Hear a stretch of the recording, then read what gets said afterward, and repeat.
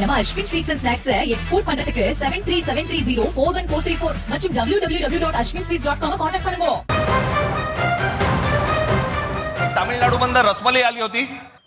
तो सांगतो मुंबईचा आणि म्हणजे महाराष्ट्राचा संबंध काय? भडव्या तुझा काय संबंध आहे इथे याचा? यांच्यासाठीच माननीय बाळासाहेब बोलले होते.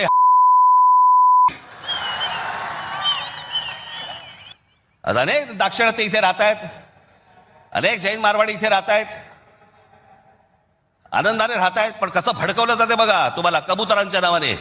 कबुतर राहिली बाजूला, पण हे सत्ताधारी जे फडफडत आहेत ना, हा त्यांचा प्रश्न आहे. काल परवाची गोष्ट इथे मुंबईमध्ये एक जैन मराठी वादावरती पडदा टाकण्यासाठी म्हणून एक बैठक झाली.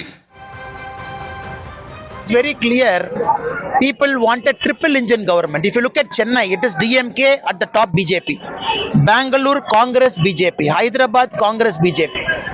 Here we are looking at the only city in our country where a triple engine sarkar is possible.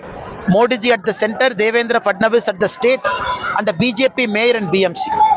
Because Bombay is not a Maharashtra city, it is an international city, and this city has got a budget of 75,000 crore, not a small money. திமுகவிலிருந்து இணைந்திருக்கிறார் திரு Constantine Ravindran. திரு ரவீந்திரன் இணைந்தமைக்கு நன்றி.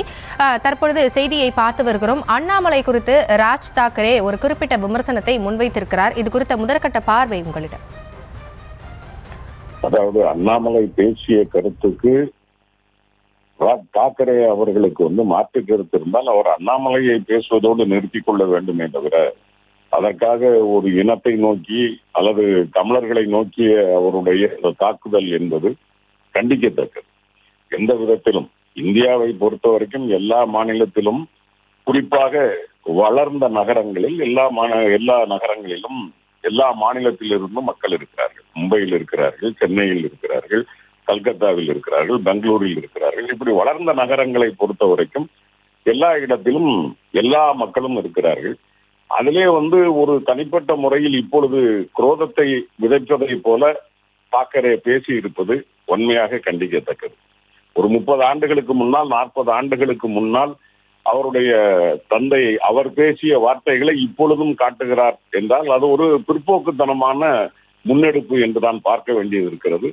எந்த விதத்திலும் தமிழனையோ தமிழினத்தையோ தமிழையோ யார் நிந்தித்தாலும் அதை திராவிட முன்னேற்ற கழகம் வன்மையாக கண்டிக்கிறது.